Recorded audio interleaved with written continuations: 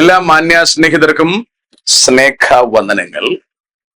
ഈ അടുത്ത കാലത്തായി ഒരുപാട് കുട്ടികൾ ആത്മഹത്യ ചെയ്യുന്നത് ശ്രദ്ധയിൽപ്പെടുന്നു. എന്നെ ഏറ്റവും അധികം പ്രയാസപ്പെടുത്തിയത് കഴിഞ്ഞ ആഴ്ചയിൽ എൻ്റെ മകളുടെ സഹപാഠിയായ ഒരു മകൾ ആത്മഹത്യ ചെയ്തു. ആ വീട്ടിൽ എനിക്കുള്ളതുപോലെ തന്നെ 2 കുട്ടികളാണ്. മൂത്തയാളും എൻ്റെ മൂത്ത മകളുടെ കൂടെയാണ് പഠിച്ചത്. രണ്ടാമത്തെ മകളും എൻ്റെ രണ്ടാമത്തെ മകളുടെ കൂടെയാണ് പഠിക്കുന്നത്. അത്തരത്തിലൊരു ബന്ധം ഞങ്ങൾക്കുണ്ട്. ആ വീട്ടിലെ ഇളയ കുട്ടി 10ാം ക്ലാസ്സിൽ പഠിച്ചുകൊണ്ടിരിക്കുന്ന കുട്ടിയാണ് കഴിഞ്ഞ ദിവസം ആത്മഹത്യ ചെയ്തത്. അത് വല്ലാതെ ഞങ്ങളെ വേദനപ്പെടുത്തി. സ്കൂളിനെ ആകമാനം അത് പ്രയാസത്തിലായിരുന്നു. അധ്യാപകരടക്കം അവിടെ ചെന്ന് വിലപിക്കുകയും പലരും മോഹാലസ്യപ്പെട്ടു വീഴുകയും പ്രയാസപ്പെടുകയും ഒക്കെ ചെയ്തതായി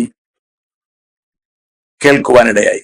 ഞാൻ അതിനെക്കുറിച്ചൊരു ചെറിയ പഠനം നടത്തി. എന്തുകൊണ്ടാണ് ഇങ്ങനെ സംഭവിക്കുന്നത്? എന്നെ വല്ലാതെ പ്രയാസപ്പെടുത്തിയത് ആ മരണ വീട്ടിൽ ചെല്ലുമ്പോൾ മരണപ്പെട്ട കുട്ടിയുടെ അപ്പന്റെ വിലാപമാണ്, അദ്ദേഹത്തിന്റെ ആ ചേഷ്ടകളാണ്.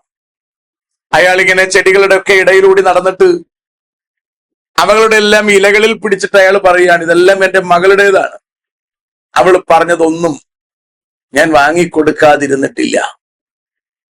അദ്ദേഹത്തിന്റെ വീടിന്റെ ഹാളിനകത്ത് അദ്ദേഹത്തിന്റെ മകളുടെ ചേതനയറ്റ ശരീരം കിടക്കുമ്പോൾ പുറത്തുകൂടി ഒരു ഭ്രാന്തനെ പോലെ വിലപിച്ചുകൊണ്ട് നടക്കുന്ന അദ്ദേഹത്തിന്റെ മുഖം എനിക്ക് മറക്കാനാവില്ല. അതെന്നെ വല്ലാതെ വേദനിപ്പിച്ചു. നല്ല സുന്ദരിയായ നല്ലൊരു പെൺകുട്ടി.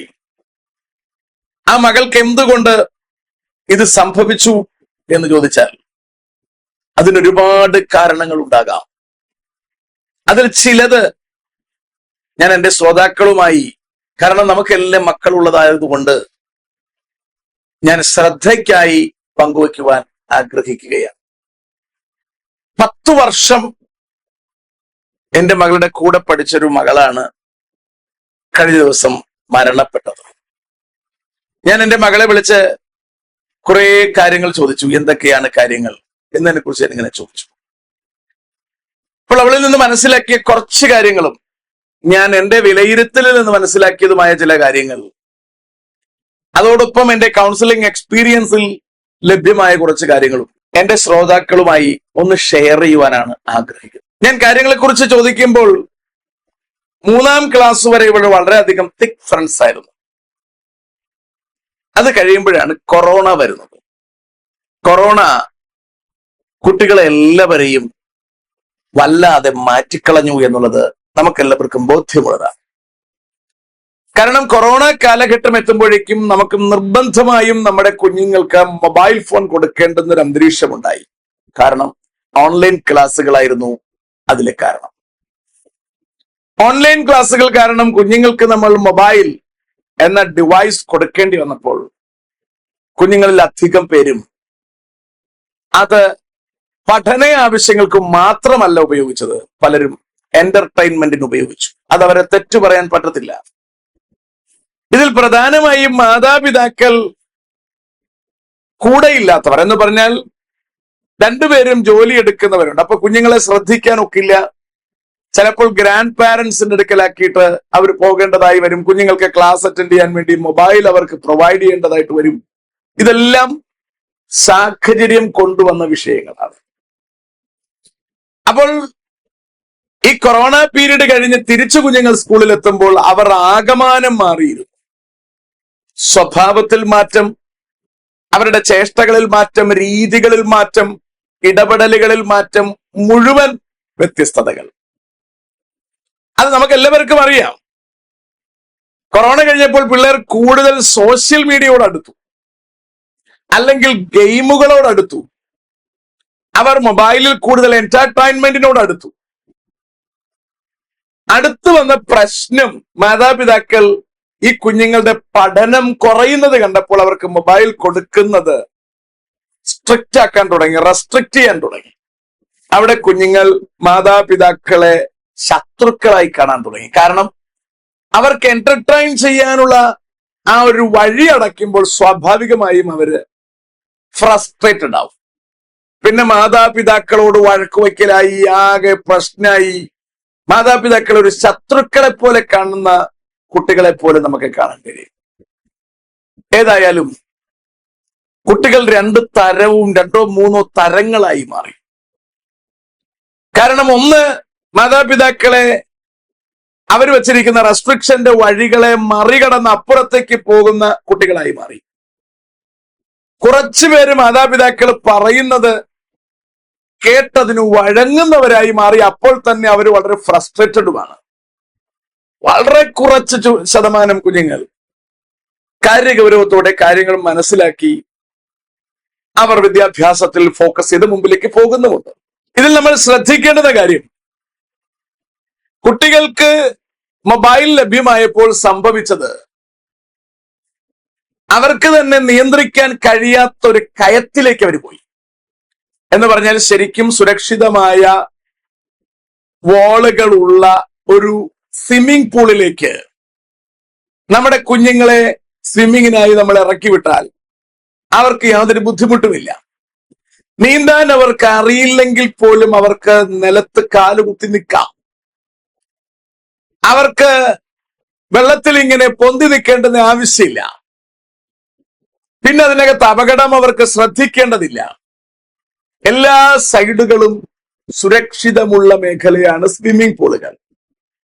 എന്നാൽ അതേ കുട്ടിയെ നമ്മൾ കടലിലേക്ക് എടുത്തിട്ടാലോ, കരകവിഞ്ഞൊഴുകുന്ന ഒരു പുഴയിലേക്ക് എടുത്തിട്ടാലോ അവർക്ക് നിലത്ത് കാലുകുത്താനും പറ്റില്ല, മുകളിൽ പൊന്തിക്കിടക്കാൻ അവർക്ക് അറിയുകയുമില്ല.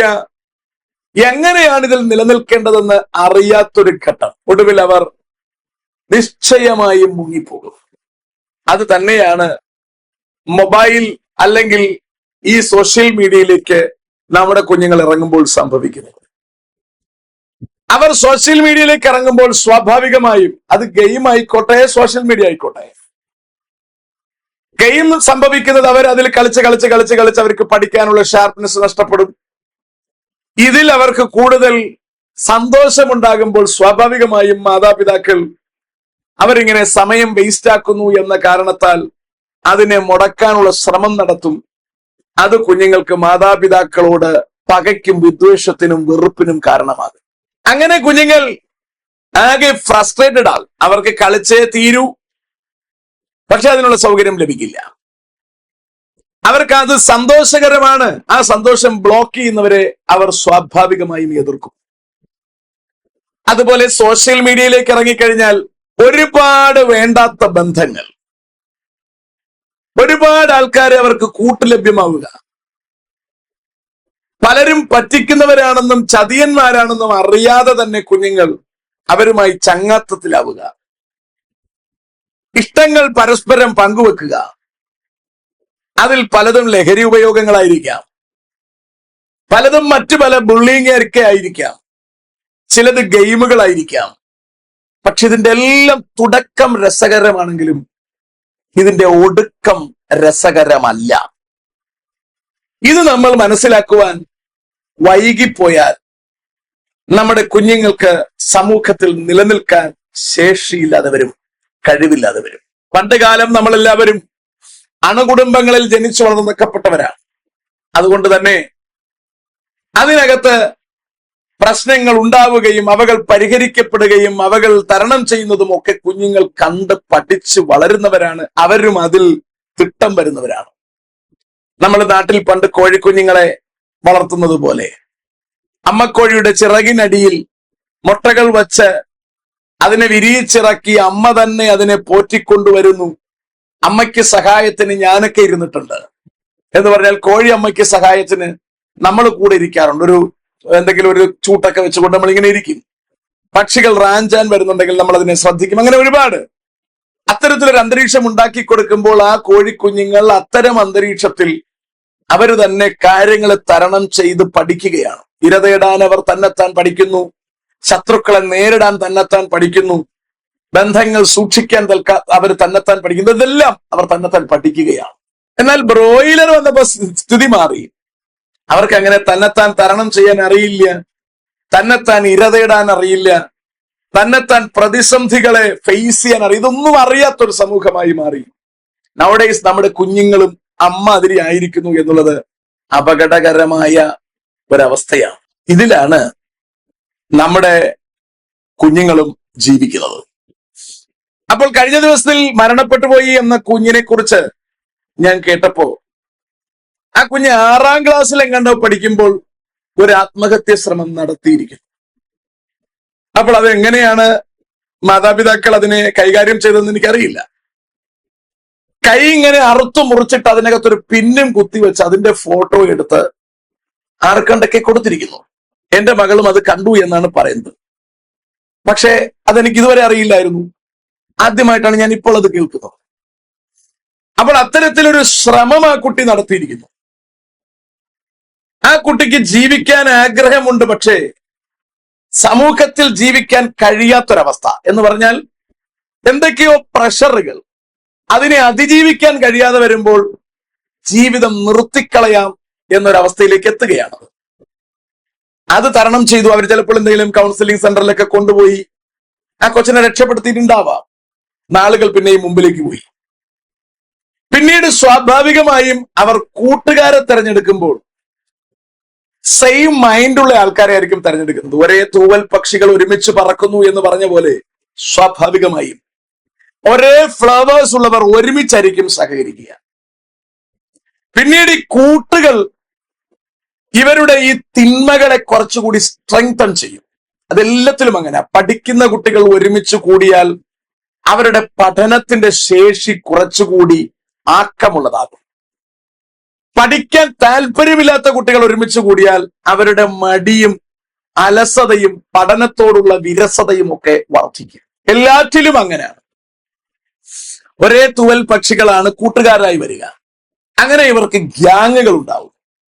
ചുരുക്കി പറഞ്ഞാൽ 8ാം ക്ലാസ്സിലേക്ക് പ്രവേശിക്കുമ്പോൾ ഇവരുടെ ഗ്യാങ്ങിനകത്തൊരു കുട്ടി ക്ലാസ്സിൽ സിഗരറ്റ് കൊണ്ടുവന്നു. സിഗരറ്റ് കൊണ്ടുവന്നു മാത്രമല്ല, അവരത് ഉപയോഗിച്ചു. അക്കാര്യം സ്കൂളിൽ അറിഞ്ഞു. കൊണ്ടുവന്ന കുഞ്ഞിനെ സ്കൂളിൽ നിന്ന് പുറത്താക്കുന്നു. മറ്റു കുട്ടികൾക്ക് താക്കീത് നൽകി സ്കൂളിൽ നിർത്തും. നിങ്ങൾ ഓർക്കണം, ഹൈ സുരക്ഷിതത്വമുള്ള, ശരിക്കും അധ്യാപകർ നന്നായി കുഞ്ഞുങ്ങളെ പരിപാലിക്കുന്ന, പഠിപ്പിക്കുന്ന, നല്ല റെപ്യൂട്ടഡ് ആയിട്ടുള്ള ഒരു വിദ്യാലയത്തിനകത്ത് 8ാം ക്ലാസ്സിൽ പഠിക്കുന്ന കുഞ്ഞുങ്ങൾ സിഗരറ്റ് കൊണ്ടുവരാൻ ധൈര്യം കാണിക്കണമെങ്കിൽ ആ കുട്ടികളുടെ ശൃംഖല എത്ര ശക്തമായിരിക്കും എന്ന് പറഞ്ഞാൽ, ഒരിക്കലും അനുവാദമില്ലാത്തടത്ത്, അനുകൂലമല്ലാത്തടത്ത് അറിഞ്ഞുകൊണ്ടൊരു തിന്മയെ അവർക്ക് പ്രവേശിപ്പിക്കാനും അത് പ്രാക്ടീസ് ചെയ്യാനും ധൈര്യമുണ്ടാകണമെങ്കിൽ അതൊരു നെഗറ്റീവ് എനർജിയാണ്. അതിനെയാണ് നമ്മൾ പിശാച് എന്ന് പറയുന്നത്. പിശാചിന്റെ പ്രവർത്തനം അറുക്കുക, മുടിക്കുക, നശിപ്പിക്കുക, കൊന്നുകളയുക എന്നുള്ളതാണ്. അതിന് XY ഒന്നുമില്ല. കുഞ്ഞുങ്ങളെയാണ് അവർക്ക് കൂടുതൽ ഇഷ്ടം. അതുകൊണ്ട് തന്നെ ഈ കുഞ്ഞുങ്ങൾ ഇരകളായി മാറുന്നതിന് കാരണം പാപത്തിന് എപ്പോഴും ഒരു രുചികരമായ അല്ലെങ്കിൽ മധുരമുള്ള ഒരു ഫേസ് ഉണ്ട്. പാപത്തിന്റെ ആരംഭം ഒരിക്കലും കയ്പുള്ളതല്ല, വേദനയുള്ളതല്ല, പ്രയാസപ്പെടുത്തുന്നതല്ല, അലോസരപ്പെടുത്തുന്നതല്ല. എല്ലാ പാപത്തിനും അതിന്റെ ഫസ്റ്റ് ഫേസ് വളരെ ടേസ്റ്റിയാണ്, വളരെ മധുരമുള്ളതാണ്. എന്നെ ഞെട്ടിപ്പിച്ചത്, ഈ കുട്ടികൾ, കൊച്ചു കുട്ടികൾ സിഗാർ സ്കൂളിൽ കൊണ്ടുവന്നു എന്ന് പറഞ്ഞാൽ അതിന്റെ പുറകിൽ പിശാച് പ്രവർത്തിച്ചത് കുറച്ചൊന്നുമല്ല. എന്ന് പറഞ്ഞാൽ നല്ല നിഷ്കളങ്കരായ കുഞ്ഞുങ്ങൾ ഇവരെ എങ്ങനെ ഇവരുടെ നിഷ്കളങ്കതയെ നഷ്ടപ്പെടുത്തി. ഒരിക്കലും ഈ കുഞ്ഞുങ്ങളുടെ മാതാപിതാക്കൾ ഇത് അനുവദിക്കില്ലെന്ന് ഉറപ്പാണ്. അതുകൊണ്ട് ഇവർ മാതാപിതാക്കളിൽ നിന്നൊരു അകലം സൂക്ഷിക്കും. മാതാപിതാക്കൾ ഇവരെ കൂടുതൽ അടുക്കുന്നെന്ന് കണ്ടാൽ അവരെ വഴക്കു പറഞ്ഞ് മാറ്റി നിർത്തും. ഇന്നത്തെ ന്യൂജന്റെ പ്രത്യേകത അങ്ങനെയാണ്. ഒരു പൊട്ടിത്തെറിക്കുന്നു, ബഹളം വെക്കുന്നു, മാതാപിതാക്കളെ അടുക്കാൻ അനുവദിക്കുന്നില്ല, മാതാപിതാക്കളുടെ കൂടെ ഇരുന്ന് ആഹാരം കഴിച്ചുകൊണ്ടിരുന്ന പിള്ളേർ അതിൽ നിന്ന് പിന്നാക്കം മാറുന്നു. മാതാപിതാക്കളുടെ കൂടെ ഉറങ്ങിയിരുന്ന പിള്ളേർ അതിൽ നിന്ന് മാറുന്നു. ശരിക്കും അവർ ഒരു പ്രൈവസി ആഗ്രഹിക്കുന്നു. അവർ മാറാൻ തുടങ്ങുന്നു എങ്കിൽ മാതാപിതാക്കളെ നിങ്ങൾ അത് സൂക്ഷിക്കണം. കാരണം അവരെന്തോ ഒരു തിന്മ ചെയ്യാൻ ആഗ്രഹിക്കുന്നു എന്നാണ് അതിന്റെ അർത്ഥം. ലേർക്കിംഗ് എന്ന് പറഞ്ഞൊരു വാക്കുണ്ട്, LURKING, ലേർക്കിംഗ് എന്ന് പറഞ്ഞൊരു വാക്കുണ്ട്. അതിന്റെ അർത്ഥം ഇങ്ങനെയാണ്: individual hiding themselves to commit a crime. അതിന് ലീഗലി പറയുന്ന ഒരു പദമാണ് ലേർക്കിംഗ് എന്ന് പറഞ്ഞാൽ ഒരു വ്യക്തി ഒരു ക്രൈം ചെയ്യാൻ വേണ്ടി തന്നെത്താൻ ഒളിക്കുന്നതിന് പറയുന്ന പേരാണ് ലേർക്കിംഗ്. അതിന് ഒരുപാട് വിശദീകരണങ്ങൾ വേറെയുണ്ട്. ഞാൻ പിന്നീട് ഏതെങ്കിലും വീഡിയോയിൽ കഴിയുമെങ്കിൽ പറയാം. I am not sure. കാരണം ഒരു തെറ്റ് ചെയ്യാൻ വേണ്ടി ഒരു സാഹചര്യം അവരുണ്ടാക്കേണ്ടതിന് മറ്റുള്ളവരിൽ നിന്ന് മറയാൻ ശ്രമിക്കുക, ഒളിക്കാൻ ശ്രമിക്കുക.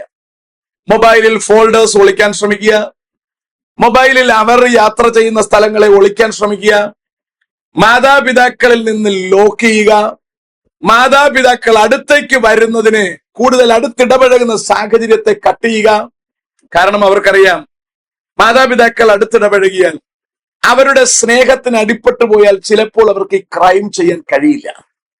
മാതാപിതാക്കളുടെ സ്നേഹത്തെക്കാൾ കൂടുതൽ സുഖകരമായ അല്ലെങ്കിൽ കുറച്ചുകൂടി ക്വാളിറ്റി ഉള്ളൊരു സന്തോഷം അവർക്ക് ഈ ക്രൈമിനകത്ത് ഉണ്ടെന്ന് അവർ തെറ്റിദ്ധരിക്കുകയാണ്. അത് വെറും തെറ്റിദ്ധാരണയാണെന്നും മാതാപിതാക്കളുടെ സ്നേഹം കറയില്ലാത്തതാണെന്നും കളങ്കമില്ലാത്തതാണെന്നും എവർലാസ്റ്റിംഗ് ആണെന്നും കുഞ്ഞുങ്ങൾക്ക് ബോധ്യപ്പെടുത്തി കൊടുക്കേണ്ടുന്ന ഉത്തരവാദിത്വം മാതാപിതാക്കൾക്കുണ്ട്. അവർക്ക് വിദ്യാഭ്യാസം ചെയ്യാനുള്ളപ്പോഴും മറ്റു തരം നല്ല കാര്യങ്ങൾ ചെയ്യാനുള്ളപ്പോഴും മാതാപിതാക്കൾ അവരെ നല്ല കാര്യത്തിനായി പ്രഷർ ചെയ്യാറുണ്ട്. ആ പ്രഷർ അവർക്ക് പലപ്പോഴും അസ്വസ്ഥത ഉണ്ടാക്കും. കാരണം നല്ല കാര്യങ്ങൾ ആദ്യം മധുരിക്കില്ല, പിന്നീടേ മധുരിക്കും. ഫോർ എക്സാമ്പിൾ, പഠിക്കുക എന്നുള്ളത് ഇച്ചിരി പ്രയാസമുള്ള കാര്യമാണ്. ഉറക്കം കുറയ്ക്കുക എന്നുള്ളത് പ്രയാസമുള്ള കാര്യമാണ്.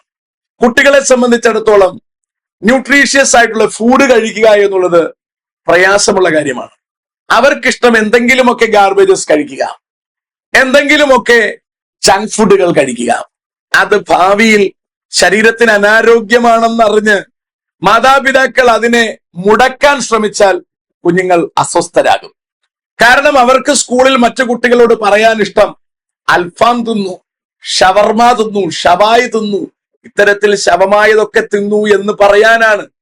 ഇന്നിന്ന ഹോട്ടലിൽ ഞങ്ങൾ പോയി എന്നും ഇന്നിന്ന തിയേറ്ററുകളിൽ ഞങ്ങൾ പോയി എന്നും ഇന്നിന്നയിടത്ത് ഞങ്ങൾ വിനോദിച്ചു എന്നുമൊക്കെ കൂട്ടുകാരുമായി ഷെയർ ചെയ്യുന്നതാണ് പിള്ളേർക്ക് ഇഷ്ടം. എന്നാൽ അവകളെ മാതാപിതാക്കൾ ബ്ലോക്ക് ചെയ്താൽ മാതാപിതാക്കൾ കുഞ്ഞുങ്ങളുടെ കണ്ണിൽ കരടായി മാറും. പഠിക്കാതിരിക്കുന്നതാണ് സന്തോഷം. നമ്മുടെ ബ്രെയിനിന്റെ സിസ്റ്റം അങ്ങനെയാണ്. ബ്രെയിൻ എപ്പോഴും സ്വസ്ഥതയിലേക്ക് പോകാനാണ് ഇഷ്ടപ്പെടുന്നത്. എന്ന് പറഞ്ഞാൽ വിശ്രമം എടുക്കാനാണ് ഇഷ്ടപ്പെടുന്നത്. ശരീരത്തിന് പണി കൊടുക്കാൻ, ബ്രെയിനിന് പണി കൊടുക്കാൻ, അല്ലെങ്കിൽ ആത്മമണ്ഡലത്തിനോ സോളിസ്റ്റിക് മണ്ഡലത്തിനോ ഭൗതിക മണ്ഡലത്തിനോ ഒന്നും ഒരു റിസ്ക് കൊടുക്കാൻ തലച്ചോർ ആഗ്രഹിക്കുന്നില്ല. തലച്ചോർ എപ്പോഴും ഒരു റെസ്റ്റിംഗ് മോഡിലേക്ക് പോകാനാണ് ആഗ്രഹിക്കുന്നത്. അപ്പൊ നമ്മൾ അതിനെ, മാതാപിതാക്കൾ അതിനെ മാറ്റിയിട്ട് അതിനെ ട്രിഗർ ചെയ്യുന്നത് കൊണ്ട്, എന്ന് പറഞ്ഞാൽ റെസ്റ്റിംഗ് മോഡിൽ നിന്ന് മാറ്റി അവരെ വർക്ക് ചെയ്യാൻ ട്രിഗർ ചെയ്യുക, പഠിക്കാൻ ട്രിഗർ ചെയ്യുന്നു, ആക്റ്റീവായിരിക്കാൻ ട്രിഗർ ചെയ്യുന്നു. ഇത്തരത്തിലുള്ള ട്രിഗറിങ് നമ്മൾ ചെയ്യുന്നത് കൊണ്ട് അതിന്റെ ട്രിഗറിങ് ഫോഴ്സ് ആയ മാതാപിതാക്കളെയും അടുത്തു വരുന്ന അധ്യാപകരെയും അവർ സ്വാഭാവികമായും വെറുക്കുകയാണ്. ഇത്തരത്തിൽ കുഞ്ഞുങ്ങൾ അധ്യാപകരെ വീട്ടിൽ വന്ന് നിരന്തരമായി കുറ്റം പറയുന്നു എങ്കിൽ, അധ്യാപകരെ അവർ വെറുക്കുന്നു എങ്കിൽ മാതാപിതാക്കൾ അതിനെ സപ്പോർട്ട് ചെയ്യരുത്. അതിന്റെ സത്യാവസ്ഥ തിരിച്ചറിയണം. എന്റെ കുഞ്ഞ് വീട്ടിൽ വന്ന് പറയാറുണ്ട്, അധ്യാപകർ ആവശ്യമില്ലാതെ ഞങ്ങളെ പണിഷ് ചെയ്യുന്നു. അപ്പൊ ഞാൻ പറഞ്ഞു കൊടുക്കാറുണ്ട്, ചിലപ്പോൾ ബൈ മിസ്റ്റേക്ക് അധ്യാപകർക്ക് അത് ചെയ്തു പോകും. കാരണം 1ഉം 2ഉം കുട്ടികളായ നിങ്ങളെ ഞങ്ങൾ നോക്കുമ്പോൾ പോലും ഞങ്ങൾക്ക് മിസ്റ്റേക്ക് പറ്റും. പിന്നെ 100ഓളം പിള്ളേരെ പഠിപ്പിക്കുന്ന അധ്യാപകർക്ക് അത് പറ്റില്ലേ? അത് സംഭവിക്കും. അതുപോലെ അധ്യാപകർ കുഞ്ഞുങ്ങളെ പ്രഷർ ചെയ്താൽ, പഠിക്കാൻ പ്രഷർ ചെയ്താൽ കുഞ്ഞുങ്ങൾ അതിനോട് വിരക്തി കാണിക്കാറുണ്ട്. പക്ഷേ മാതാപിതാക്കൾ എന്നെ സപ്പോർട്ട് ചെയ്യരുത്. മാതാപിതാക്കളോട് അടുത്തു നിൽക്കാൻ കുഞ്ഞുങ്ങളെ നമ്മൾ പ്രോത്സാഹിപ്പിക്കുന്നത് പോലെ തന്നെ അധ്യാപകരോടും അടുത്തു നിൽക്കാൻ നമ്മൾ അവരെ പ്രോത്സാഹിപ്പിക്കണം. നിശ്ചയമായും അധ്യാപകർ അവരുടെ മക്കളെ പോലെ തന്നെയാണ് അവരുടെ കുഞ്ഞുങ്ങളെയും അവരുടെ വിദ്യാർത്ഥികളെയും അവർ കാണുന്നതെന്ന് സംശയം വേണ്ട. അതിന്റെ ഉദാഹരണമാണ് കഴിഞ്ഞ ദിവസം ആ കുഞ്ഞ് മരണപ്പെട്ടപ്പോൾ അവിടെ വന്ന അധ്യാപകർ വാവിട്ട് നിലവിളിച്ചത്. അവരുടെ മക്കൾ മരിച്ചതുപോലെ മോഹാലസ്യപ്പെട്ടു വീണ അധ്യാപകർ പോലും ഉണ്ടായിരുന്നു എന്നുള്ളത് വളരെയധികം നമ്മളെ ചിന്തിപ്പിക്കുന്ന കാര്യമാണ്. അതുകൊണ്ട് അധ്യാപകരെ ഒരകന്ന ആൾക്കാരായി കാണാതെ, ഏതാണ്ട് തൊഴിലാളികളായി കാണാതെ, നമ്മുടെ കുഞ്ഞുങ്ങളുടെ ഭാവിക്ക് വേണ്ടി ജീവിതം മാറ്റിവെച്ചവരാണെന്ന് ബോധ്യം നമുക്കുണ്ടാവണം. അധ്യാപകരുമായി നല്ല ബന്ധങ്ങൾ സൂക്ഷിക്കുവാൻ മാതാപിതാക്കൾ തയ്യാറാകണം. അധ്യാപകർക്ക് നമ്മുടെ കുഞ്ഞുങ്ങളെ പരിശീലിപ്പിക്കാനുള്ള സൗകര്യങ്ങൾ നമ്മൾ ഒരുക്കി കൊടുക്കണം. കുഞ്ഞുങ്ങൾ പറയുന്ന തിന്മകൾ കേട്ട് നമ്മൾ അതിനെ സപ്പോർട്ട് ചെയ്യരുത്. അടുത്ത കുഞ്ഞുങ്ങളുടെ പ്രധാനപ്പെട്ട ഹോബി അധ്യാപകർ പറയുന്നത് കേൾക്കാതിരിക്കുകയാണ്, റിബല്യസ് ആയിട്ടിരിക്കുക. മുടി കെട്ടിക്കൊണ്ടുവരണമെന്ന് പറഞ്ഞാൽ കെട്ടിക്കൊണ്ടുവരാതിരിക്കുക. മുടിയിൽ കളർ തൂക്കരുതെന്ന് പറഞ്ഞാൽ കളർ തൂക്കുക. മുടിയിൽ ബോ വെക്കണമെന്ന് പറഞ്ഞാൽ വെക്കാതിരിക്കുക. ഷൂസ് ഇടണമെന്ന് പറഞ്ഞാൽ ഇടാതിരിക്കുക. പഠിക്കണമെന്ന് പറഞ്ഞാൽ പഠിക്കാതിരിക്കുക. എന്ന് പറഞ്ഞാൽ അവരുടെ ആഗ്രഹം അവരെ തൊന്തറവ് ചെയ്ത അധ്യാപകരെ തിരിച്ചു തൊന്തറവ് ചെയ്യുക എന്നുള്ളതാണ്. അവരെ അധ്യാപകർ തൊന്തറവ് ചെയ്യുന്നത് അവരുടെ നന്മയ്ക്കാണെന്ന തിരിച്ചറിവ് കുഞ്ഞുങ്ങൾക്കുണ്ടാകുന്നത് വരെ അവർ അധ്യാപകരെ തൊന്തറവ് ചെയ്യുവാനും സ്കൂളിന് ബോംബ് വെക്കുവാനും ആഗ്രഹിക്കും. മാന്യ സുഹൃത്തുക്കളെ, ഇത് മാതാപിതാക്കളായി നമ്മൾ തിരിച്ചറിയണം. കുഞ്ഞുങ്ങൾ നമ്മളോട് റിബല്യസ് ആകാൻ അനുവദിക്കരുത്. അതിന്റെ വേര് കണ്ടെത്തി അറുത്തു കളയുവാനും കുഞ്ഞുങ്ങളെ രക്ഷിക്കുവാനും നമുക്ക് കഴിയണം. മാതാപിതാക്കളോട് റിബല്യസ് ആവാൻ നിന്നാൽ അനുവദിച്ചു കൊടുക്കരുത്, വളം വെച്ചു കൊടുക്കരുത്. അതിനെ നമ്മൾ ഗൗരവമായ കാര്യമായി നിശ്ചയമായും കാണണം. ഞാൻ വളരെ വേഗം ഇതിന്റെ കൺക്ലൂഷനിലേക്ക് ഒന്ന് വന്നോട്ടെ. വിശദീകരണങ്ങൾ ഒരുപാട് പറയാറുണ്ട്, പിന്നീട് ദൈവം അനുവദിച്ചാൽ ഞാൻ സംസാരിക്കാം. കൊച്ചുകുട്ടികൾ ആത്മഹത്യയിലേക്ക് പോകുന്നതിന്റെ പ്രധാനപ്പെട്ട കാരണം ഒന്ന് വിഷാദമാണ്. വിഷാദം, അമിതമായ ജീവിത സമ്മർദ്ദം, തലച്ചോറിന്റെ വളർച്ചയുമായി ബന്ധപ്പെട്ട ആവേശകരമായ പെരുമാറ്റം തുടങ്ങിയവ ചികിത്സിക്കാത്ത ഘട്ടത്തിൽ കുഞ്ഞുങ്ങൾ ആത്മഹത്യയിലേക്ക് നീങ്ങും. എന്ന് പറഞ്ഞാൽ ടീനേജേഴ്സിന്റെ ഒരു പ്രശ്നം, അവരുടെ ബ്രെയിൻ പൂർണ്ണ വളർച്ചയിൽ എത്തിയിട്ടില്ല.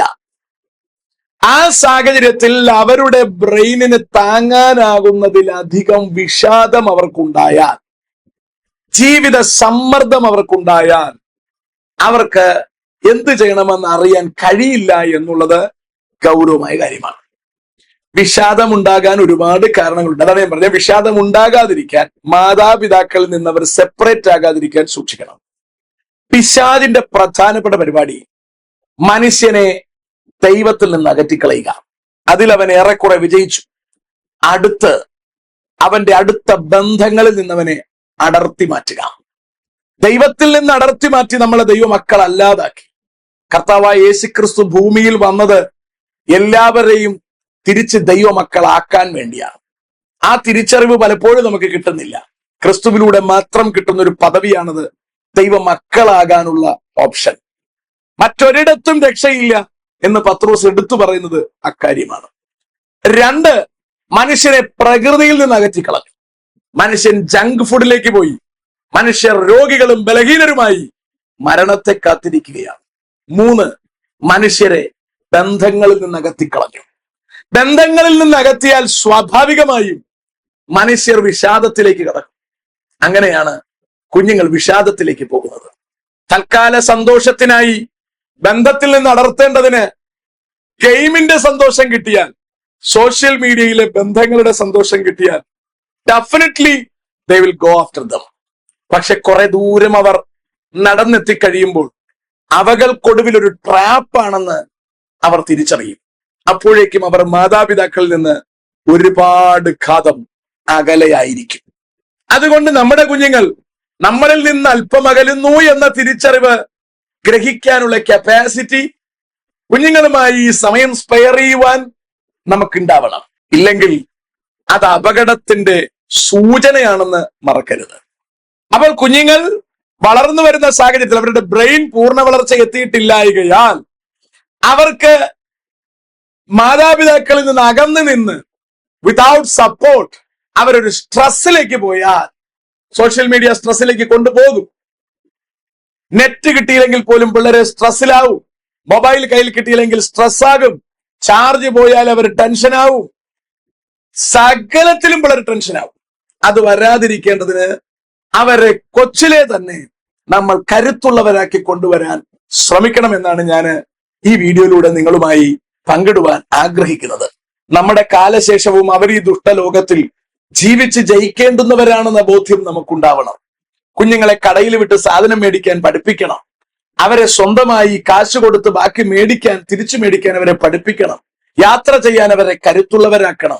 സമൂഹത്തിൽ നിലനിൽക്കാൻ തിന്മ ഇന്നിടങ്ങളിൽ ഉണ്ടെന്നും പരാജയ സാധ്യതകൾ ഇന്നിടത്തുണ്ടെന്നും തിരിച്ചറിയാനുള്ള കഴിവ് നമ്മൾ കുഞ്ഞുങ്ങൾക്ക് കൊടുക്കേണ്ടത് അത്യന്താപേക്ഷിതമാണ്.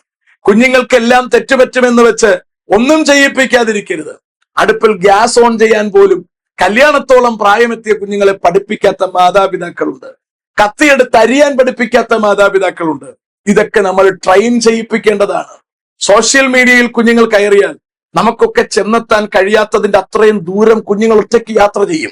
കാരണം അവർക്ക് അത്ര കഴിവുണ്ട്. പക്ഷേ ഒരു അപകടം വന്നാൽ എങ്ങനെ നിലനിൽക്കണമെന്ന് കുഞ്ഞുങ്ങൾക്ക് അറിയില്ല. അത് പറഞ്ഞു കൊടുക്കേണ്ട ഉത്തരവാദിത്വം മാതാപിതാക്കൾക്കാണ്. അപ്പോൾ അമിതമായ വിഷാദം, സമ്മർദ്ദം, പഠനത്തിന്റെയൊക്കെ സമ്മർദ്ദം, പഠനം വളരെ ടൈറ്റാണ്. അത് കുഞ്ഞുങ്ങളെ സമ്മർദ്ദത്തിലാക്കരുത്. കുഞ്ഞുങ്ങളെ പഠിക്കാൻ പറ്റുന്നതിന്റെ മാക്സിമം പഠിപ്പിക്കണം. അവർക്ക് പഠിക്കാൻ കഴിയുന്നില്ലെങ്കിൽ തിരക്കണം. ശിക്ഷിക്കാൻ നിൽക്കരുത്. ചിലപ്പോൾ അവർക്ക് മനസ്സിലാകാത്തത് കൊണ്ടായിരിക്കും. എങ്കിൽ സ്പെഷ്യൽ ട്യൂഷൻ കൊടുക്കണം. ചിലപ്പോൾ അവർക്ക് എന്തെങ്കിലും ശാരീരികമായ ബുദ്ധിപരമായ വൈകല്യം കാണും. എങ്കിൽ ഡോക്ടേഴ്സിനെ കൺസൾട്ട് ചെയ്ത് അതിനുള്ള ക്രമീകരണം ചെയ്യണം.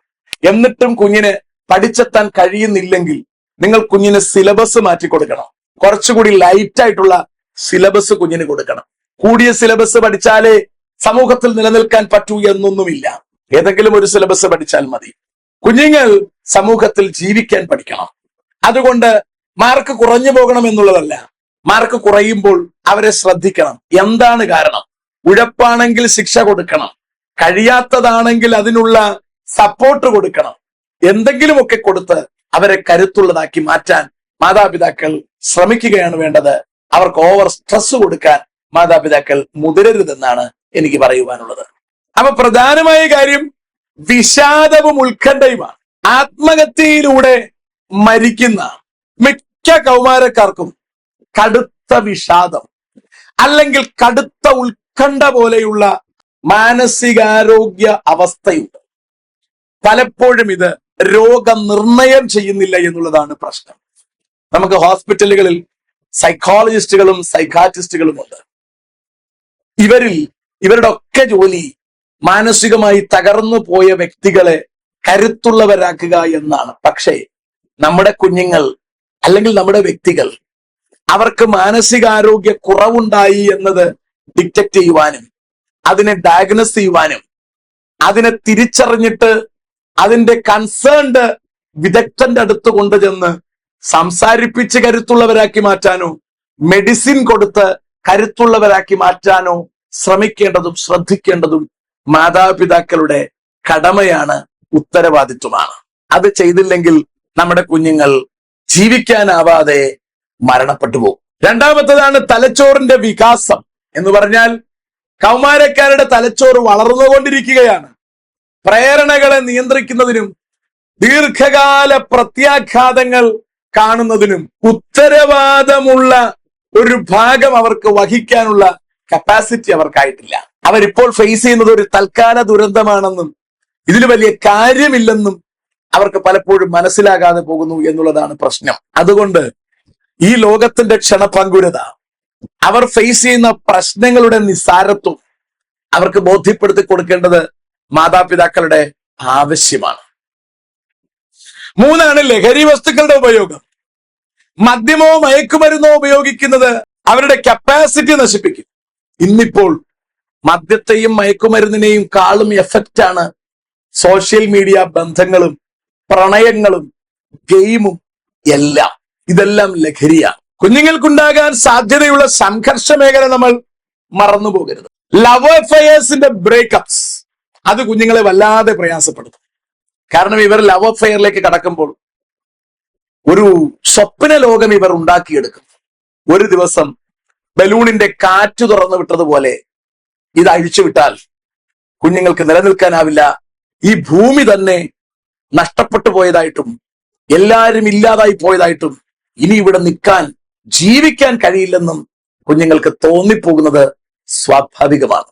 അതുകൊണ്ട് മാനസികമായി ആരോഗ്യമില്ലാത്ത ഘട്ടത്തിൽ കുഞ്ഞുങ്ങൾ പ്രണയത്തിൽപ്പെട്ടാൽ ആകെ പ്രതിസന്ധിയാണ്. അത് മുമ്പിലേക്ക് കൊണ്ടുപോകാനും അവർക്കാവില്ല. അത് ബ്രേക്കപ്പ് ആകുമ്പോൾ അവർക്ക് അതിൽ നിന്ന് രക്ഷപ്പെടാനും ആവില്ല. അതുകൊണ്ട് പ്രണയം എന്ത് എന്നതിനെ കുറിച്ച് വളരെ കുഞ്ഞിലെ തന്നെ കൊച്ചുങ്ങൾക്ക് പറഞ്ഞു കൊടുക്കേണ്ടത് ആവശ്യമാണ്. ഞാനീ പറഞ്ഞ സ്കൂളിനകത്ത് തന്നെ ലെസ്ബിയൻ അടക്കമുള്ള ലൈംഗിക ചേഷ്ടകളുടെ കൂട്ടുകാരെ അധ്യാപകർ പിടിക്കുകയും അവരെ താക്കീത് ചെയ്യുകയും പലരെയും പുറത്താക്കുകയും ഒക്കെ ചെയ്തിട്ടുള്ളതായി ഞാൻ കേട്ടിട്ടുണ്ട്. ഞാൻ പറഞ്ഞതിന്റെ അർത്ഥം അത്രയും വലിയ അനാരോഗ്യകരമായ ലൈംഗികാവസ്ഥയിലേക്ക് പോലും കൊച്ചുകുട്ടികൾ പോകുന്നത് നിസ്സാരമായി കാണരുത്. അതിന്റെ പുറകിൽ എന്തൊക്കെയോ അപകടങ്ങൾ, എന്തൊക്കെയോ വഴിപിഴക്കലുകൾ സംഭവിച്ചിട്ടുണ്ട് എന്ന് നമ്മൾ തിരിച്ചറിയണം. ഇപ്പൊ നമ്മൾ കുഞ്ഞുങ്ങൾക്ക് കൊടുക്കുന്ന ആഹാര ക്രമീകരണം, ഹെവി ന്യൂട്രീഷൻ, ഇതൊക്കെ കുഞ്ഞുങ്ങൾ കാലത്തിന് മുമ്പേ, ബ്രെയിൻ വളർന്നെത്തുന്നതിന് മുമ്പേ കുഞ്ഞുങ്ങളുടെ ശരീരം വളരുന്നു എന്നതിന്റെ തെളിവുകളാണ്. അതുകൊണ്ട് തന്നെ അവർക്ക് ചിലപ്പോൾ ശരീരത്തെ, അതിന്റെ വികാരത്തെ വിവേകപൂർവം നിയന്ത്രിക്കാൻ കഴിഞ്ഞില്ലെന്ന് വന്നേക്കാം. അതുകൊണ്ട് തന്നെ ജങ്ക് ഫുഡുകളെക്കാൾ അധികം കുഞ്ഞുങ്ങൾക്ക് പ്രകൃതിയോടിണങ്ങിയ ആഹാരം കൊടുക്കുന്നതാണ് നല്ലത്. പല ആൾക്കാരും ഒരു പ്രസ്റ്റീജ് ആയിട്ടാണ് പറയുന്നത്, എന്റെ കുഞ്ഞിന് ഇറച്ചി മാത്രമേ ഇഷ്ടമുള്ളൂ, പൊരിച്ചതുണ്ടെങ്കിൽ അവൻ തിന്നത്തുള്ളൂ. ഇതൊക്കെ തെറ്റാണ്.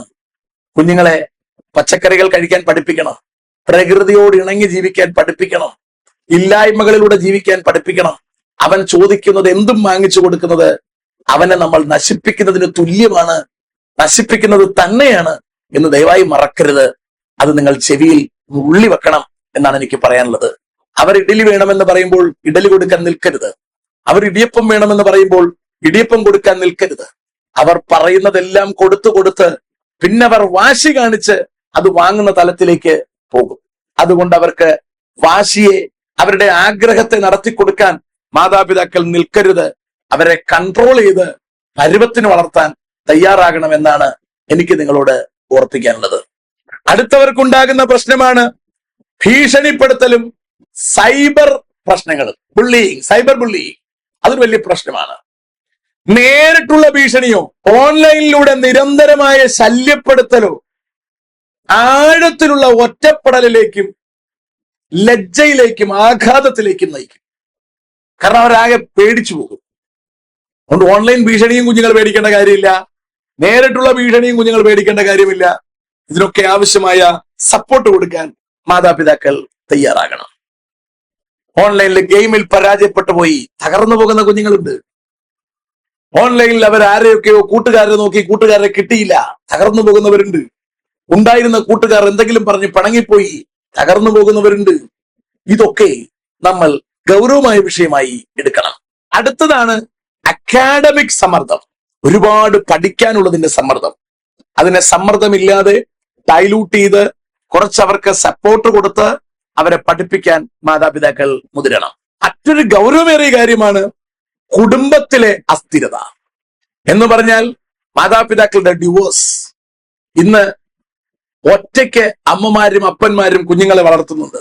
ഇത് നമ്മുടെ കുഞ്ഞുങ്ങൾക്ക് കടുത്ത മാനസിക പ്രതിസന്ധി ഉണ്ടാക്കും. അതുകൊണ്ട് മാതാപിതാക്കൾ മാക്സിമം ഡിവോഴ്സ് ഒഴിവാക്കണം. നിങ്ങൾ ഒരുമിച്ച് ജീവിക്കാൻ തയ്യാറാകണം. പ്രതിസന്ധികളെ, പ്രശ്നങ്ങളെ നിങ്ങൾ മറക്കാൻ തയ്യാറാകണം. ക്ഷമിക്കാൻ മനസ്സ് വെക്കണം. നല്ല കൗൺസിലേഴ്സിനെ കണ്ട് നിങ്ങൾ പ്രശ്നത്തിന് പരിഹാരം വരുത്തണം. പരിഹരിക്കാൻ കഴിയാത്തൊരു പ്രശ്നവും ഈ സമൂഹത്തിൽ ഇല്ലെന്ന് നിങ്ങൾ അറിയണം. ക്ഷമിച്ചാൽ തീരാവുന്നതേ ഈ ഭൂമിയിൽ ഉള്ളൂ എന്ന് നിങ്ങൾ അറിയണം. മാതാപിതാക്കൾ അല്പം ക്ഷമിച്ചാൽ നിങ്ങൾക്ക് ഒരുമിച്ച് ജീവിക്കാൻ കഴിയുമെന്ന് മാത്രമല്ല, നിങ്ങളുടെ കുഞ്ഞുങ്ങളുടെ നന്മയ്ക്ക് അത് അനിവാര്യവുമാണ്. നിങ്ങളുടെ തൽക്കാല സന്തോഷം നിങ്ങളുടെ ഡിവോഴ്സിലേക്ക് നടന്നാൽ അത് പിൽക്കാലത്ത് ഒരുപാട് പ്രതിസന്ധികൾക്ക് വഴിയൊരുക്കുമെന്ന് നിങ്ങൾ മറക്കരുത്. മറ്റത് ഗാർഹിക പീഡനം, മാതാപിതാക്കൾ തമ്മിലുള്ള തല്ല്, വഴക്ക്, ഇതൊക്കെ പ്രശ്നമാണ്. ഇതൊക്കെ കൊച്ചുകുട്ടികളുടെ തലയിൽ ഒരുപാട് പ്രതിസന്ധി ഉണ്ടാക്കും. ഞാനൊരിക്കൽ എന്റെ ഭാര്യയുമായി 2-3 ദിവസം പിണങ്ങിയിരുന്നു. ഞങ്ങൾ എന്തോ കാര്യത്തിന് വഴക്ക് കൂടി പിണങ്ങിയിരുന്നു. ഞങ്ങളുടെ കുഞ്ഞുങ്ങൾ 2 പേര് ചേർന്ന് ഞങ്ങളെ അനുനയിപ്പിക്കാൻ ശ്രമിച്ചു. അപ്പൊ ഞങ്ങൾ 2 പേരും ന്യായങ്ങൾ നിരത്തി. കുഞ്ഞുങ്ങൾക്ക് ഞങ്ങൾ 2 പേര് പറയുന്നത് ന്യായമാണെന്ന് മനസ്സിലായി. പക്ഷേ ആ പ്രശ്നം പരിഹരിക്കാൻ അവർക്ക് കഴിഞ്ഞില്ല. പിന്നീട് ഞങ്ങളുടനെ അത് സെറ്റായി. 2-3 ദിവസം ആ പ്രശ്നം തീർന്നു. പക്ഷേ പിൽക്കാലത്ത് ഞങ്ങളുടെ കുഞ്ഞുങ്ങൾ ഞങ്ങളോട് പറഞ്ഞു, നിങ്ങൾ അന്ന് പിണങ്ങിയിരുന്നപ്പോൾ ഞങ്ങൾ എത്ര വിഷമിച്ചെന്നറിയാവോ? സുഹൃത്തുക്കളെ, മാതാപിതാക്കൾ പിണങ്ങിയിരിക്കുന്നത് കുഞ്ഞുങ്ങൾക്ക് ഒരുപാട് വിഷമത്തിന് കാരണമാകും, ഒരുപാട് പ്രതിസന്ധിക്ക് കാരണമാകും. അതുകൊണ്ട് നമ്മൾ ചിലപ്പോൾ ഈഗോ വർക്കൗട്ട് ചെയ്തിട്ട് ഞാനാണ് വലുതെന്ന് പറഞ്ഞ് നമ്മൾ മസിൽ പിടിക്കുമ്പോൾ, ക്ഷമിക്കാൻ മടിക്കുമ്പോൾ, വഴക്ക് കൂടുമ്പോൾ നമ്മൾ വിചാരം നമ്മുടെ മുമ്പിൽ ഇരിക്കുന്ന കൊച്ചുകുട്ടികളാണെന്ന്. നിങ്ങൾ അറിയണം, അവരുടെ മുമ്പിൽ തകർന്നു പോകുന്ന കുഞ്ഞു ഹൃദയമുള്ള ഒരവസ്ഥയുണ്ട്. തകരുന്ന ഒരു മാനസികാവസ്ഥ കുഞ്ഞുങ്ങൾക്കുണ്ട്. കൊച്ചിലെ അവരുടെ ഹൃദയങ്ങളിൽ തകർച്ചയുണ്ടായാൽ, മുറിവുകൾ ഉണ്ടായാൽ പിന്നീട് ഒരിക്കലും അവകൾ ഉണക്കാനാവില്ല. മാതാപിതാക്കൾ ശരിക്കറിയേണ്ടത്, ദൈവത്തിൽ നിന്ന് അകന്നുപോയി ദൈവമക്കൾ അല്ലാതായി പോയ നമ്മളെ ദൈവമക്കളാക്കാൻ ക്രിസ്തു എടുത്ത വില വളരെ വലുതാണ്. തന്നെത്താൻ താഴ്ത്തി ക്രൂശിലെ മരണത്തോളം അനുസരണമുള്ളവനായി തീർന്നു. നമുക്ക് വേണ്ടി മരിച്ചടക്കപ്പെട്ട് ഉയർത്തെഴുന്നേറ്റയാളാണ് ക്രിസ്തു. കഷ്ടത ഒരുപാട് സഹിച്ചയാളാണ് ക്രിസ്തു, നമ്മളെ മക്കളാക്കി മാറ്റാൻ. അതുപോലെ നമ്മളിൽ നിന്ന് അകന്നു പോകുന്ന മക്കളെ തിരിച്ച് നമ്മുടെ മക്കളാക്കി മാറ്റാൻ നമ്മളും ഒരുപാട് വില കൊടുക്കണം, ഒരുപാട് സഹിക്കണം, ഒരുപാട് താഴേക്കിറങ്ങണം. ഈ കുഞ്ഞുങ്ങൾ നമ്മുടെ ഭാവിയുടെ നന്മകളാണ്, അനുഗ്രഹങ്ങളാണ്. എല്ലാം മാറിയാൽ ആ കുഞ്ഞുങ്ങൾ ദൈവത്തിന്റെ മക്കളാണ്. മറക്കരുത്, നമ്മുടെ കുഞ്ഞുങ്ങൾ ഈ സമൂഹത്തിൽ ബലഹീനരായി പോകാതിരിക്കാൻ, നശിച്ചു പോകാതിരിക്കാൻ, കുഞ്ഞുങ്ങൾ വിഷാദത്തിൽ പെട്ടുപോകാതിരിക്കാൻ, അപകടത്തിൽ പെട്ടുപോകാതിരിക്കാൻ, അവർ ആത്മഹത്യയിലേക്ക് പോകാതിരിക്കാൻ കരുതലുള്ളവരാകാം, അവരുടെ സംരക്ഷകരാകാം, അവർക്ക് കരുത്തു പകരുന്നവരാകാം. മാതാപിതാക്കളായി നമുക്ക് അവർക്കൊരു ബ്ലെസ്സിംഗ് ആയി മാറാം. അവർ തിരിച്ചും അങ്ങനായി മാറും, സംശയമില്ല.